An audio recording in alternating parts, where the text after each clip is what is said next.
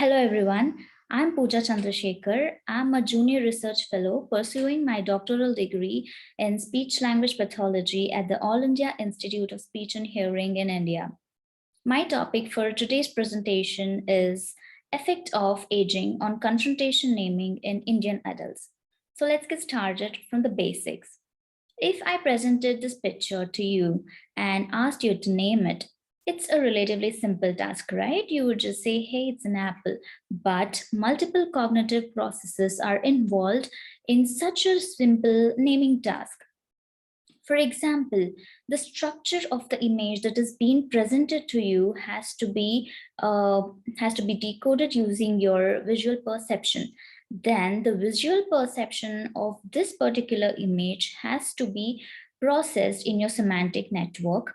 And then the correct word or the target word is matched from the memory system, and it gets coded into the phonological word forms, and finally the oral naming of you saying, hey, it's an apple takes place, right? It's a multiple cognitive processes that gets involved in such a simple task of naming an object.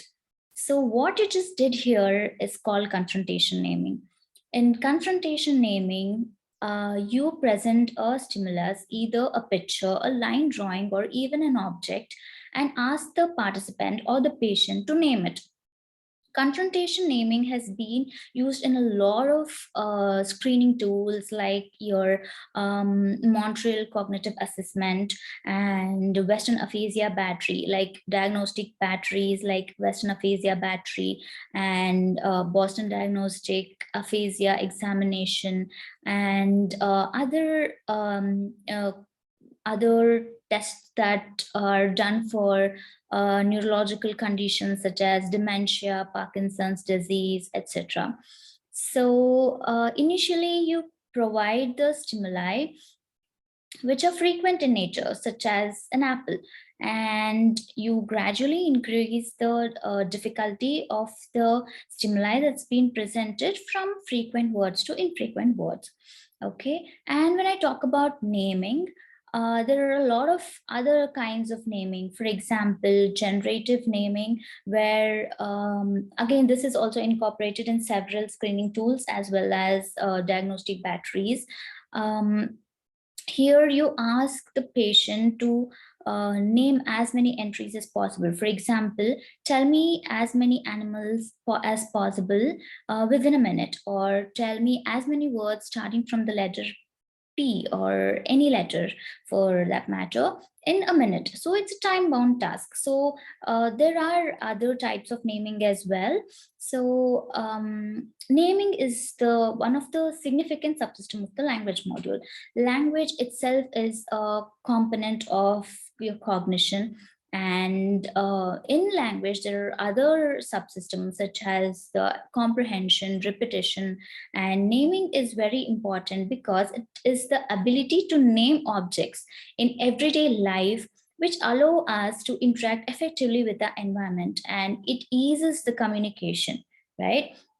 For example, you go shopping, and you might just ask, hey, can you please tell me where the broccoli is, or can I get a glass of wine please, when you're ordering at a restaurant. So if you do not recollect the right names, or if you find some naming difficulties, it's a bit awkward, right? We do a lot of naming activities in our everyday life without even being conscious about it.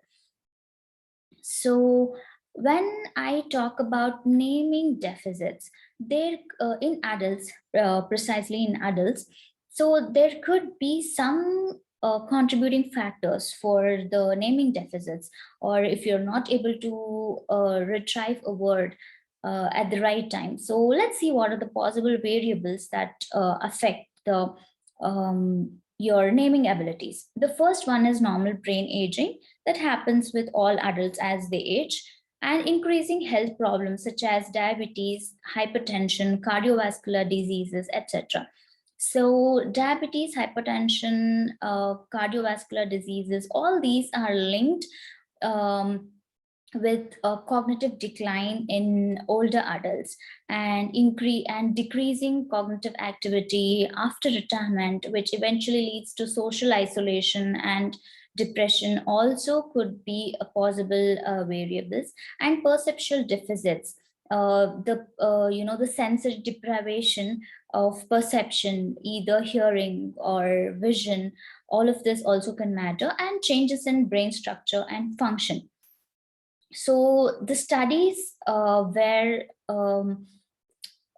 they have studied about the confrontation naming, they have identified significant neuronal loss in the subcortical nuclei, substantia nigra, and hippocampus. Substantial structural change is also seen in cortical white matter, including alterations in myelin.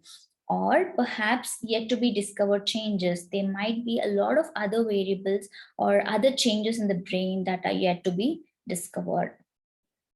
So, when a person exhibits naming difficulties, is it because of normal aging, or is the person exhibiting early signs of dementia? So, if we have to know this person is exhibiting some sign of cognitive decline or early signs of dementia, you need to have a clear cut image of or an idea about how the naming abilities work in individuals with normal aging.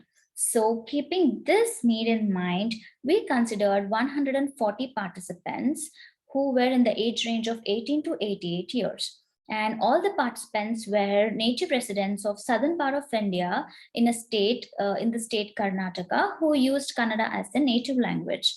In the state of Karnataka, people speak Kannada. Kannada is a language over here, and the participants who were recruited were subgrouped into 7 groups with 10-year age strata with equal number of males and females in each group. That is 10 males and 10 females in each group. The subgroups were done like 18 to 28, 28 to 38, 38 to 48, so on till 88 years. So, Montreal Cognitive Assessment was carried out to rule out any cognitive deficits, and the Kannada version of action naming test was used to test the confrontation naming for action verbs, and Kannada version of the Boston naming test was used to test the confrontation naming for nouns. The stimuli consisted of 57 black and white line drawing of action verbs, that is in A and T, and nouns for B and T. And the scoring was as follows. A score of 1 was given for every correct response, and a score of 0 was given for every incorrect response.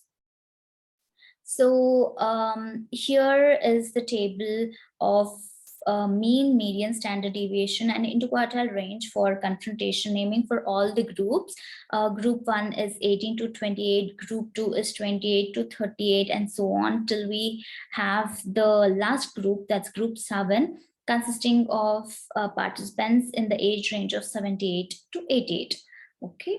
And this figure depicts the median and interquartile range for Boston naming across age groups. So as it is clearly seen from the figure, the age range from 58 to 68 is the point where the naming ability started to deteriorate. And from that age range onwards, the naming abilities further started declining. The same pattern was observed for action naming test as well. The age range at which the decline was started to see was from 58 to 68, and it continued till the last group, till group 7.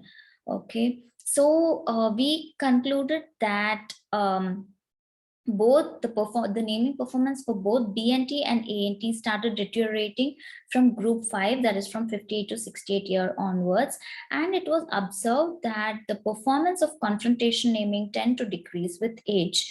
So our test results was in line with a lot of cross-sectional and longitudinal studies which said that the the naming performance or the cognitive decline starts either from 60 to 65 years. So that actually is within 58 to 68. It actually matched and with our finding as well.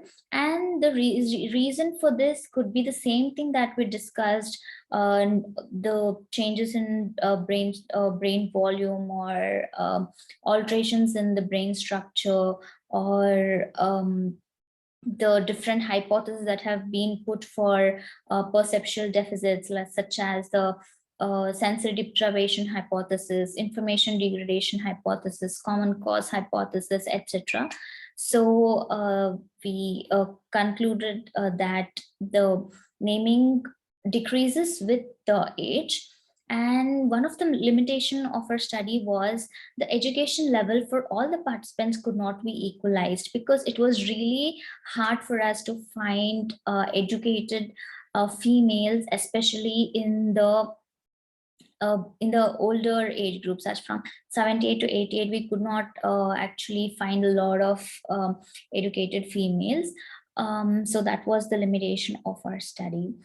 So the conclusion is, naming deficit is a manifestation of cognitive decline in adults.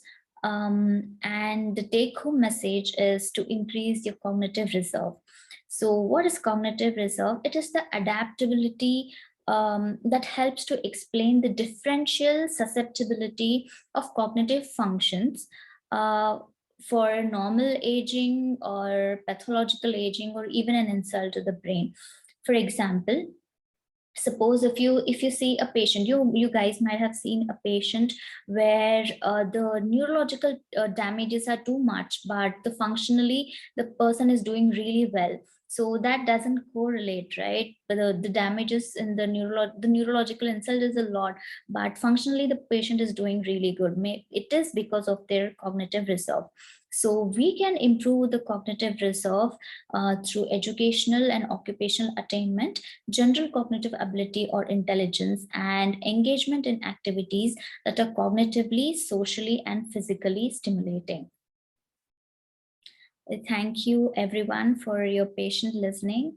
And thank you for the organizers of this webinar